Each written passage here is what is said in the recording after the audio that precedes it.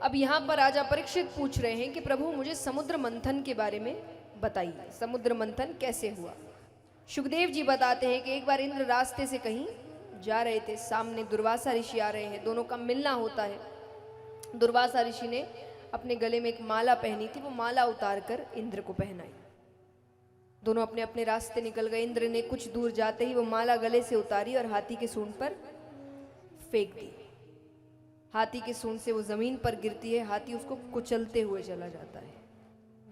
कुछ देर बाद दुर्वासा ऋषि वापस आ रहे हैं इस रास्ते से, उन्होंने अपनी माला पहचान ली। उन्होंने वहीं खड़े खड़े किया कि जिस 3 लोक 14 भुवन का तुम्हें इतना अहंकार है ना, क्योंकि 3 लोक 14 भुवन के सिंहासन पर भगवान ने इंद्र को बैठाया है। पद प्रतिष्ठा ये मिलने के बाद तो व्यक्ति एक बार के लिए तो बुद्धि भ्रष्ट हो ही जाती है। बिरले ही होते हैं जिनकी बुद्धि भ्रष्ट नहीं होती।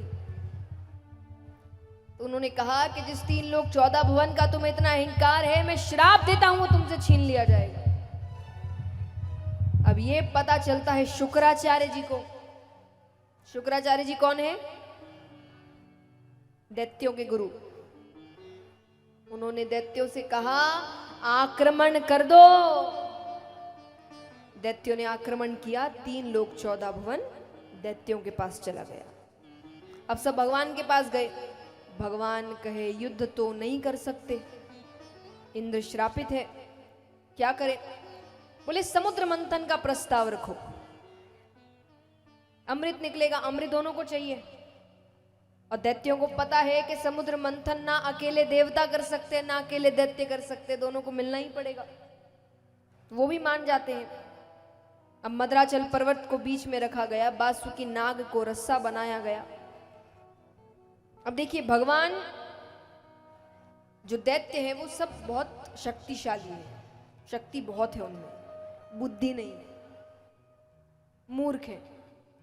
भगवान शक्तिशाली के साथ साथ बुद्धिमान है। उनको पता है कब बल का प्रयोग करना है और कब बुद्धि का प्रयोग करना है। तो भगवान ने देवताओं से कहा कि तुम जिद करना, क्योंकि नाग है ना, तो एक तरफ मुख होगा, एक तरफ पूंछ होगी और एक एक जगह खड़े रहना पड़ेगा। तो भगवान कहते जिद करना कि तुम्हें नाग के मुख की ओर खड़े रहना है। देवता ने कहा ठीक है। अब जैसा मैंने कहा दैत्य मूर्ख है, तो दैत्य कहे ये विष्णु बड़ा चालाक है, जरूर मुख के सामने रहने से कोई फायदा हो रहा है। तो वो कहे अभी हम राजा है, हम मुख की ओर रहेंगे। भगवान कहते बात तो सही है, राजा तो यही है, ठीक है हम पीछे चले जाते हैं। अब मंथन आरंभ किया जाता है। पहले नाग को जैसे ही मंथन शुरू करे, पहले तो वो पर्वत डूबने लगता है। तब भगवान ने कौन सा अवतार लिया? कच्छप अवतार, और अपनी पीठ पर मद्राचल पर्वत को रखते हैं। अब जैसे ही नाग को खींचा गया, सबसे पहले उसके मुख से विष निकला। इसीलिए भगवान ने लीला करी थी। वहां देवता खड़े होते तो देवता मर जाते, तो सबसे पहले विष निकला। तो सामने के कितने दैत्य वहीं मारे गए, बाकी सब पीछे हट गए। अब विष बच गया, समुद्र में वापस नहीं जा सकता। तो भगवान कहते महादेव जी के पास जाओ, उनको बोलो ग्रहण करने। वो मान गए। तब पार्वती माता सकुचाती है, हिचकिचाती है। वो कहे ये देवता बड़े चालाक है, खुद अमृत ग्रहण कर रहे हैं, आपको विष दे रहे हैं। भोले बाबा ने कहा क्या बात, जग कल्याण में कुछ हो भी गया तो कोई दिक्कत नहीं। माता ने कहा ये ऐसे नहीं मानेंगे। माता ने कहा आपके पूरे शरीर में मेरा स्थान कहाँ है, मैं कहाँ रहती हूँ? बोले आप मेरे हृदय में रहती हो। बोले वो विष तो गले से हृदय में भी उतरेगा। बोले उतरेगा, मेरी भी मृत्यु हो जाएगी। भोले बाबा कहते नहीं नहीं, अगर ऐसी बात है तो मैं उस विष को गले से नीचे नहीं उतरने दूंगा। और उन्होंने विष ग्रहण किया, पर उस विष को गले पर ही रोक लिया। तब से उनका नाम पड़ा नीलकंठ। बोलिए नीलकंठेश्वर महादेव की जय हो। मैं हमेशा कहती हूँ जो लोग भोले बाबा का नाम लेकर नशा करते हैं, कि उन्होंने भी तो किया, तो थोड़ा ये भी करके दिखाइए, थोड़ा विष भी लेकर दिखाइए। अगर आपने विष पचा लिया, तब जो मन में आए करो। और अगर नहीं पचाया तो फिर कोई और चीज भी भगवान की बराबरी करके मत करना। अब यहां राजा परीक्षित पूछ रहे हैं कि प्रभु, क्या कभी ऐसा हुआ है कि भगवान ने किसी पशु को दर्शन दिए हो? बोले बिल्कुल हुआ है। त्रिकूट नामक एक पर्वत था, उसके पास एक सरोवर बहता था। उस सरोवर में एक हाथी आया करता था, गजेंद्र नामक हाथी। हाथी कैसा?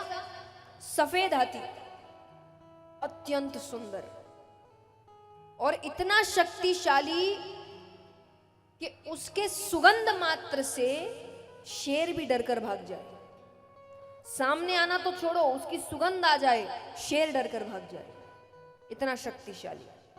तो वो अपने परिवार के साथ उस सरोवर में क्रीड़ा करने आया है। तो कभी सूंड में पानी भर के बच्चों पे फेंके, बच्चे नाचने लग जाए, कभी पत्नी पे फेंके, पत्नी शर्मा जाए।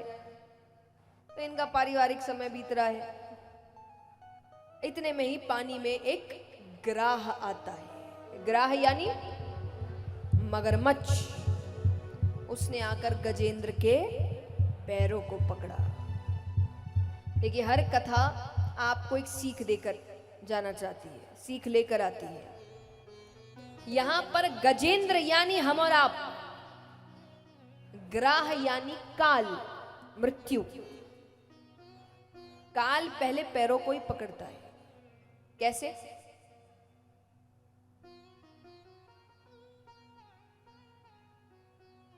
घुटनों में दर्द रहने लग गया है, सीढ़ियां नहीं चढ़ी जाती, इसका मतलब काल ने पैरों को पकड़ लिया है, अब तो सुधर जाओ। पर हम कौन है? गजेंद्र। ये मेरा क्या बिगाड़ लेगा? तो गजेंद्र यही सोचे, मैं इतना शक्तिशाली, ये मेरा क्या बिगाड़ लेगा? वो ध्यान नहीं दे रहा, ध्यान नहीं दे रहा। अब गजेंद्र पानी का पशु नहीं है, ग्राह पानी का पशु है। गजेंद्र की शक्ति पानी में रहकर कम होती जा रही है और ग्राह की शक्ति अब वो खींचता जाए। अब खींचते खींचते वो बीच मझधार में ले गया, वो डूबने लग रहा है। डूबने लग रहा है तो उसको लोग याद आ रहे हैं। अब अपने पत्नी की तरफ देखे, अरे मेरी सहायता करो। पत्नी कहे, सहायता तो कर दूं, पर क्या पता मैं आपको बचाने आऊं और आपके पैर छोड़ के वो मेरे पैर पकड़ ले। मैं नहीं आ सकती। बच्चों से कहा, तुम तो मेरी सहायता करो, मैंने तुम्हारे लिए क्या नहीं किया। बच्चे कहते, आप चिंता मत करिए, आपका सब काम अच्छे से करेंगे। अरे वो कहे, मैं जिंदा हूं अभी।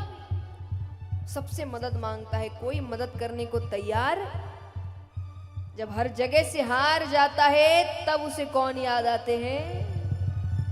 वो कहे, हे परम पिता परमेश्वर मेरी रक्षा करो, हे द्वारिका के नाथ मेरी रक्षा करो, हे द्वारिकाधीश मेरी रक्षा करो। तो यहाँ भगवान आते हैं, सुदर्शन चक्र फेंकते हैं, ग्रह का उद्धार करते हैं और गजेंद्र को अपने धाम लेकर आते हैं। तो इस प्रकार भगवान गजेंद्र की सहायता करते हैं।